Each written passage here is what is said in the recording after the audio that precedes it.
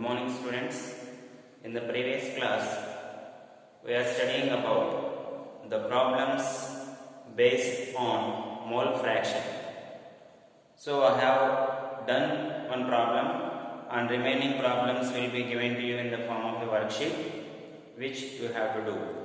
After completing the problems based on mole fraction, in today's class, we shall discuss about the topic called solubility. So, solubility. What is the meaning of solubility? How can we define the solubility? Solubility is nothing but the maximum amount of substance that can be dissolved in a suitable solvent at specific temperature. That is called as, the process is called as solubility. Solubility is nothing but in generally some of the substance must dissolved in a suitable solvent.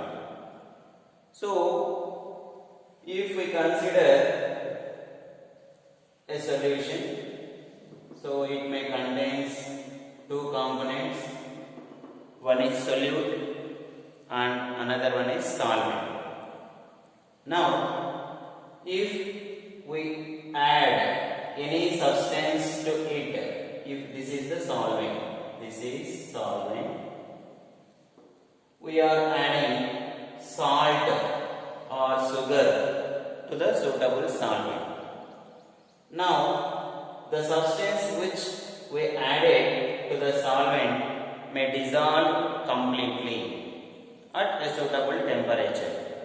Then that process is called solubility. So, the maximum amount of substance that can be dissolved in a solvent at a particular temperature, that process is called solubility. That is the exact definition. So, for understanding purpose, we can keep in our mind like the amount of substance that can be dissolved in a suitable solvent. That process is called solubility.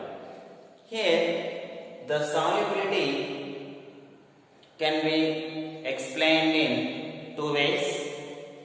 Among them, first one is solubility of solids in liquids.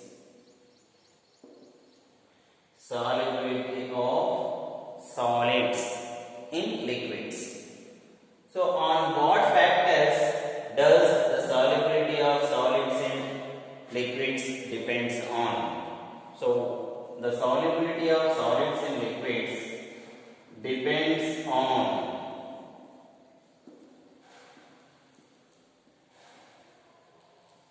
nature of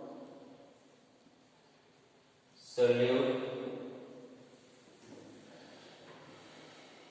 nature of solvent, and nature of temperature. Here we cannot write nature, simply we can write the temperature. But the important one here is the solubility of solids in liquid does not depend on pressure. So, pressure has no effect on solubility of solids in liquids. So, this is very important.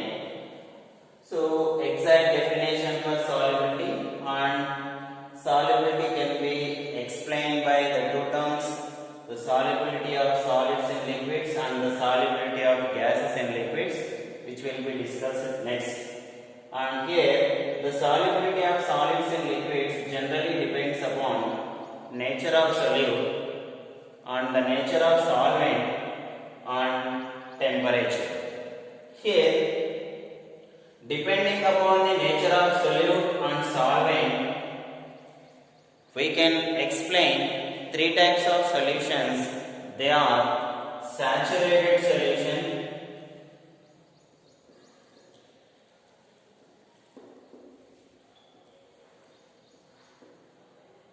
unsaturated solution,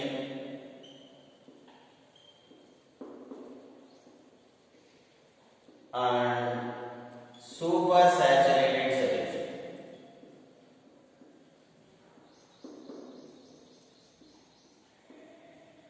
Supersaturated solution. So, basing on the nature of solute and solvent. Here, what are saturated solutions, unsaturated solutions, and supersaturated solutions? Saturated solutions means the solutions if the solutions contains maximum amount of solute that can be dissolved in a particular solvent at a specific temperature, then such type of solutions are called saturated solutions. So, for example, if one spatula of a sugar or salt contains or dissolved in 1 glass of water, so here the solvent may dissolve the given substance very easily. That type of solutions are called saturated solutions.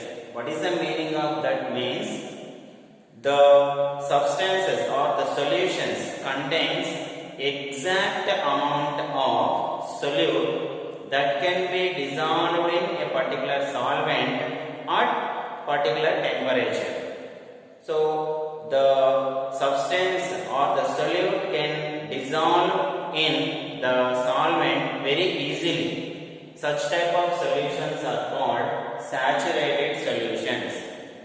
Best example, one spatula of salt or sugar in 1 glass of water.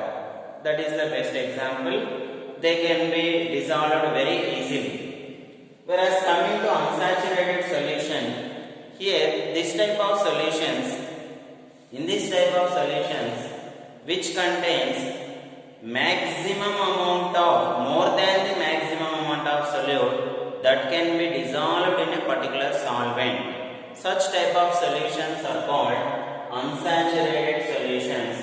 Nothing but here 3 glasses of water and 1 spatula of salt or sugar. Here the solvent will be more and the solute will be less, that are saturated. In the case of unsaturated, here the solute will be more than or less than.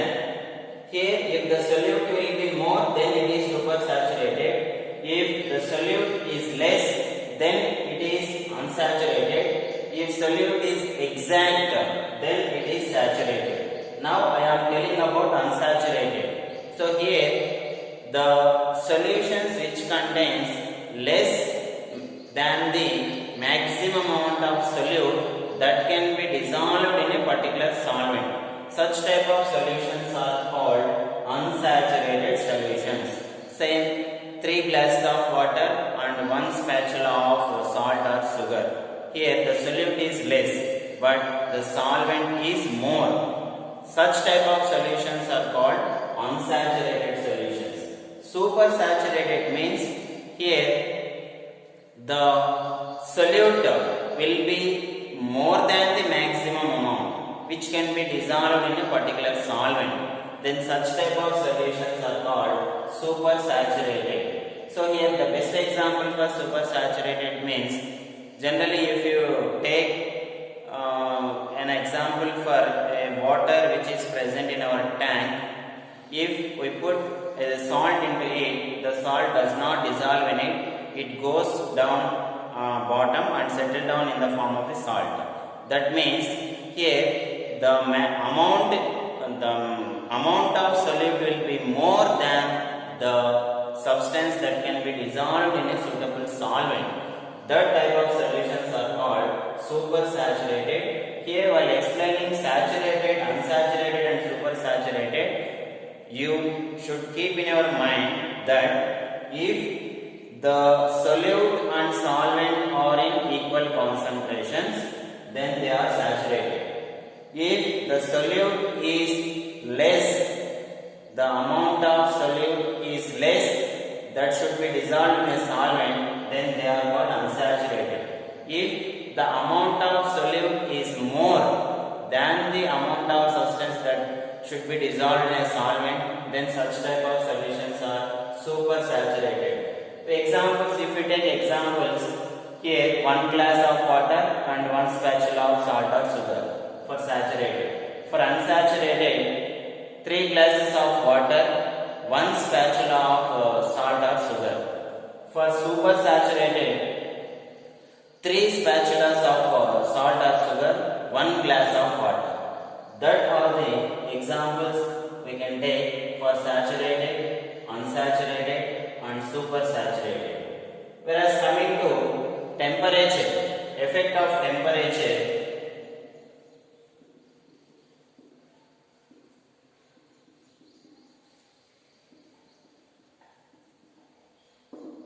how can we explain the effect of temperature on solubility?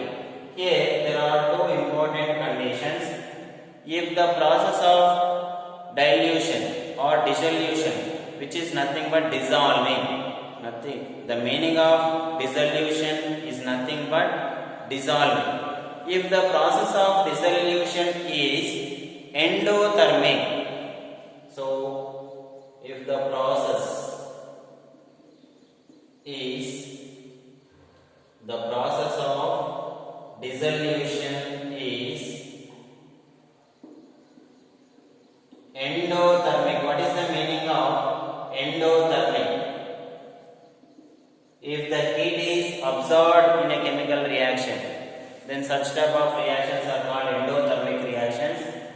If the process of dissolution is endothermic, then solubility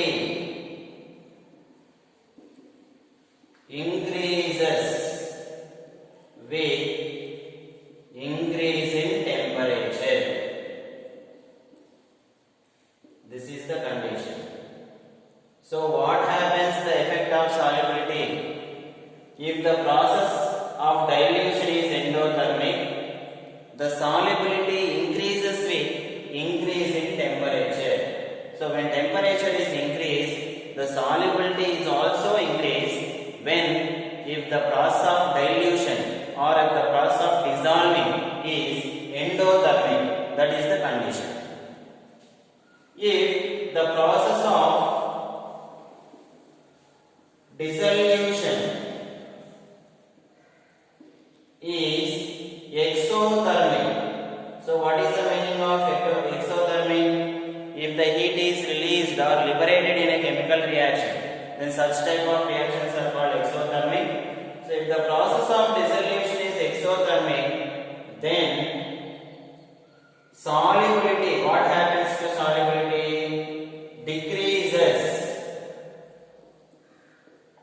with increase in temperature.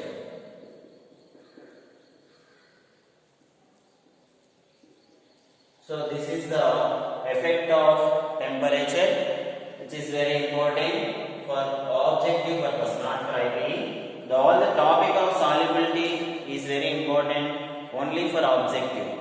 So the solubility definition and the effect of the solubility can be explained under two classifications. First one is solubility of solids in liquids.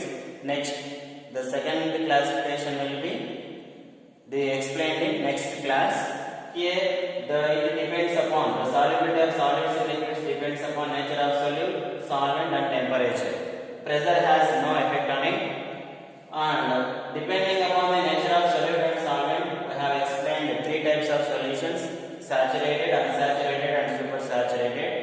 Whereas coming to effect of temperature, there are two important points. what happens to the solubility with rise in temperature, like that. Okay, thank you.